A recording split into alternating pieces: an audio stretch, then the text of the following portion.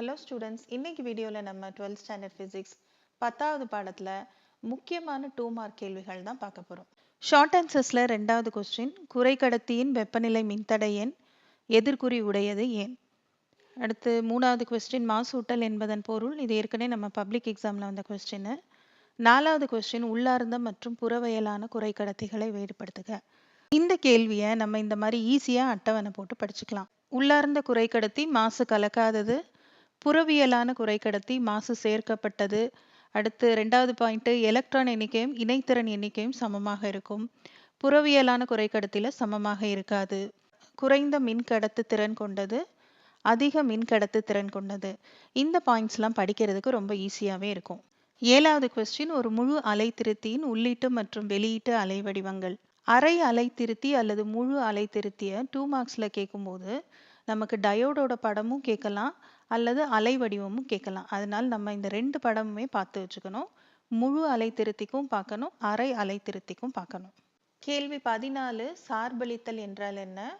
இது பப்ளிக்ல வந்த கொஸ்டின். 8வது கேள்வி, சரிவு முறிவு மற்றும் செனர் முறிவு. இந்த கொஸ்டினுக்கும் நம்ம இந்த மாதிரி அட்டவணை போட்டு ஈஸியான 3 பாயிண்ட்ஸை படிச்சுக்கலாம். 9வது கேள்வி, தொடர்ச்சியான அலைவுகளுக்கான பர்கௌசன் நிபந்தனை. இந்த கேள்விக்கான ஆன்சர் பேஜ் நம்பர் 226 இருக்கு. இந்த கேள்விக்குமே நம்ம ஈஸியாக இருக்கிற 2 பாயிண்ட் மட்டும் படித்தா போதுமானது. நேர் பின்னூட்டம் இருக்க வேண்டும். அடுத்து இந்த 3rd பாயிண்ட்டை படிச்சுக்கலாம். வலைப்பெருக்கம் ஒன்றாக இருக்க வேண்டும். 16வது கேள்வி, நார் மற்றும் நான் கேட்டுகள் ஏன் பொது கேட்டுகள் என அழைக்கப்படுகின்றன? கேள்வி 18, திருத்துதல் என்றால் என்ன? இது பப்ளிக்ல வந்த கொஸ்டின். அடுத்து கேள்வி 19, ஒளி உமிழ்வு டயோடின் பயன்பாடுகள். நான் ஏற்கனவே சொல்லியிருக்கேன், பயன்பாடுகள் பண்புகள்ன்ற மாதிரியான கேள்வி பெரும்பாலும் 2 மார்க்ஸில் ஒன்று 3 மார்க்ஸில் ஒன்று வந்துடும். அதனால் இந்த மாதிரி கொஸ்டின்ஸ்லாம் எதுவுமே மிஸ் பண்ணக்கூடாது. அடுத்த வீடியோ நான் இந்த 9th லெசனில் பயன்பாடுகள் பண்புகள்னு தனியாகவே போடுறேன்.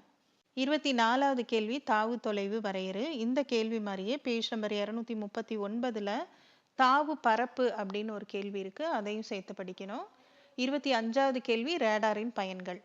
இந்த கேள்விகளோடு சேர்த்து பேஜ் நம்பர் 216 டிரான்சிஸ்டர் மின் சுற்று வடிவமைப்புகள் அப்படின்னு இருக்கு. இதில் என்பிஎன் டிரான்சிஸ்டருக்கு பொது அடிவாய் முறை, பொது ஏற்பான் முறை, பொது உமிழ்ப்பான் முறை அப்படின்னு 3 இருக்கும். அதே மாதிரி பிஎன்பி டிரான்சிஸ்டருக்கும் இருக்கும். மொத்தம் 6 படம் வரும். நம்ம எல்லாத்தையுமே போட்டு ப்ராக்டிஸ் பண்ணிக்கணும்.